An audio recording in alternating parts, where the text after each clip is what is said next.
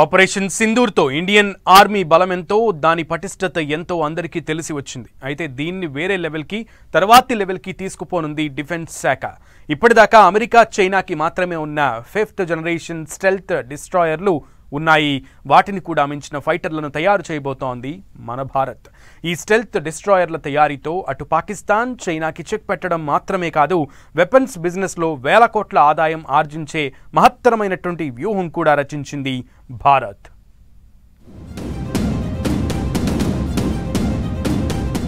America Falcon 35 కాదు, Russia Sukhoi 57 కాదు, అంతకు మించి భారత ప్లాన్ వేరే లెవెల్. ఆపరేషన్ సింధూర్లో మన ఫైటర్ జెట్స్ అద్భుతమైన పనితీరు ప్రదర్శించాయి. అయితే చైనా, అమెరికా రెండు కూడా పాకిస్తాన్కి తమ వ్యాపారం కోసం అత్యంత ఆధునిక విమానాలు, స్టెల్త్ డెస్ట్రాయర్లు విక్రయించడం ఖాయంగా కనిపిస్తోంది. అలాగే రష్యా దగ్గర కూడా సుఖోయ్ 57 ఉన్న ఇవి 5th జనరేషన్ డెస్ట్రాయర్లు. వాటి కోసం డీల్స్ కుదుర్చుకుంటూనే భారత్ మరో బీభత్సమైన ప్రణాళిక రచించింది. అది advanced medium combat aircraft programme.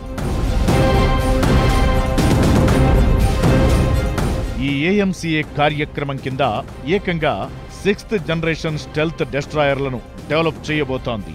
Indian Air Force Mark 1, Mark 2 models ను ఈ కేటగిరీ కింద రూపకల్పన చేస్తోంది.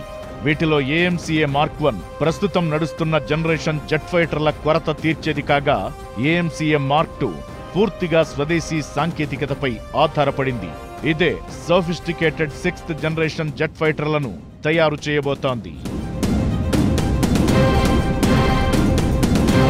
ప్రస్తుతం ఇండియన్ ఎయిర్ ఫోర్స్ ప్రధానంగా రాఫెల్ మరియు Su-30 MKA వంటి 4.5 తరం యుద్ధ విమానాలను నడుపుతోంది.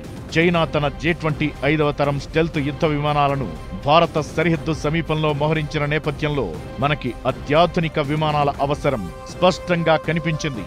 చైనా, పాకిస్తాన్ నుంచి ముప్పు తప్పించుకోవాలంటే కనీసం ఇండియన్ ఎయిర్ ఫోర్స్ దగ్గర 43 ఫైటర్ జెట్ స్క్వాడ్రన్లు అవసరం. కానీ ఇప్పుడు 30 స్క్వాడ్రన్లు మాత్రమే ఉన్నాయి. అంటే అదనంగా 200 నుండి 300 విమానాలు అవసరం. అందుకే ఈ గ్యాప్ ఫిల్ చేసేందుకే advanced medium combat aircraft programme ని రక్షణ రంగం చేపట్టింది. ఇక AMCA మార్క్ 2 కింద 5th జనరేషన్ స్టెల్త్ డెస్ట్రాయర్లను రూపకల్పన చేస్తున్నారు.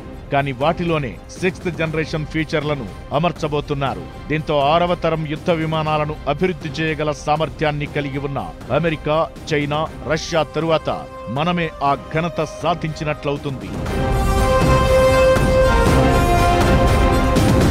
అమెరికాకు చెందిన F-35 ఫైటర్ ఎయిర్ క్రాఫ్ట్స్ ను లాక్హీడ్ మార్టిన్ తయారు చేసింది. ఇది అత్యంత శక్తివంతమైన 5th జనరేషన్ యుద్ధ విమానం. ప్రస్తుతం ఈ యుద్ధ విమానాలను అమెరికా నుంచి ఇజ్రాయెల్, జపాన్తో పాటు నాటో కూటమి దేశాలు కొనుగోలు చేశాయి. ఇది సింగిల్ ఇంజన్ టైప్ ఫైటర్.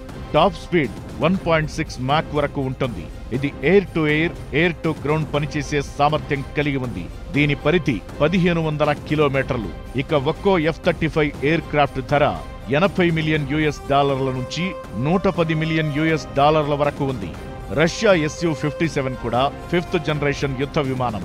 ఈ విమానాలను మేక్ ఇన్ ఇండియా కార్యక్రమంలో భాగంగా భారత్కు ఇచ్చేందుకు రష్యా సిద్ధంగా ఉంది. ఇది 2 ఇంజిన్లు కలిగిన యుద్ధ విమానం. టాప్ స్పీడ్ మాక్ 2 వరకు ఉంటుంది.